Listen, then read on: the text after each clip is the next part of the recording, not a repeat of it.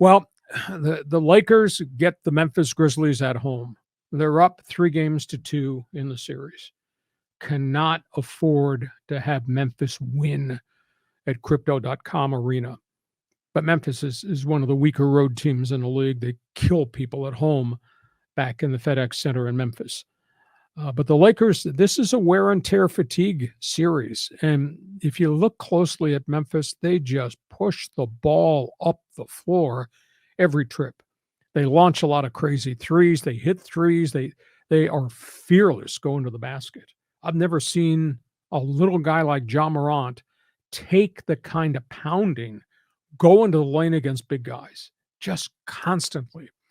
And here's the big issue for the Lakers. LeBron and Anthony Davis and AD is playing possessed, but they're piling up a lot of minutes. And you don't get a lot of rest time when you're playing every other night. And especially when you're playing every other night against that type of offense that the Grizzlies are running at you.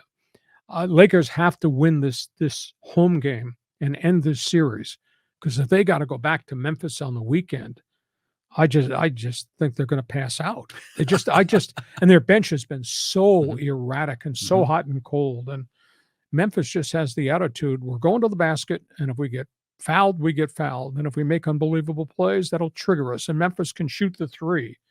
And Memphis they're running all kinds of guys off the bench. They got all kinds of fouls to use. I mean, we've seen them double and defend LeBron. We've seen them double down on the paint and take AD out of the mix. They kind of scare me because they are so doggone explosive. Clippers season is over. This is horrible. Kawhi Leonard, torn meniscus. Ugh. Same knee that he tore the ligaments in. Same knee that he tore the quad, and he missed an entire season. His career has really been badly impacted over the wear and tear factor. They're going to meet with another doctor to get a second opinion as to how they do this. When you got meniscus tears, if it's a small tear, you can suture it. If it's a big tear, you take all the meniscus out. But the issue is then it becomes bone on bone. And you know the kind of pounding you put on your legs playing in the NBA. So it's a big issue. And you got that compounded by the constant injury problem for Paul George. Kawhi and George missed 56 games this season. That's why the Lakers are out of the playoffs. Couldn't have them for this last playoff series against Phoenix.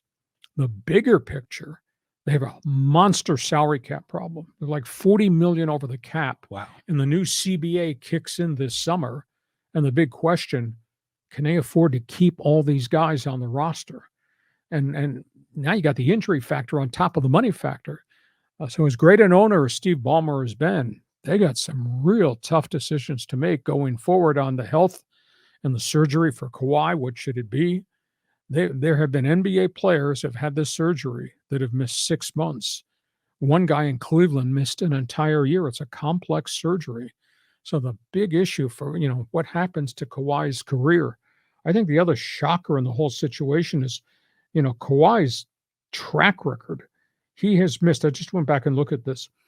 He and Paul George together, composite record 96-46 when they play together. Okay, that's good. Phenomenal accomplishment, but they can't keep him on the floor. Like I said, they missed 56 games this season. Kawhi has missed 139 games in 3 years with the Clippers. Wow. 139. And in his career, San Antonio to Toronto to LA, he's missed 310 games in his career in the NBA with 3 major injuries now. This is a real bad situation. And if this is not bad enough, the story has not gotten a lot of legs.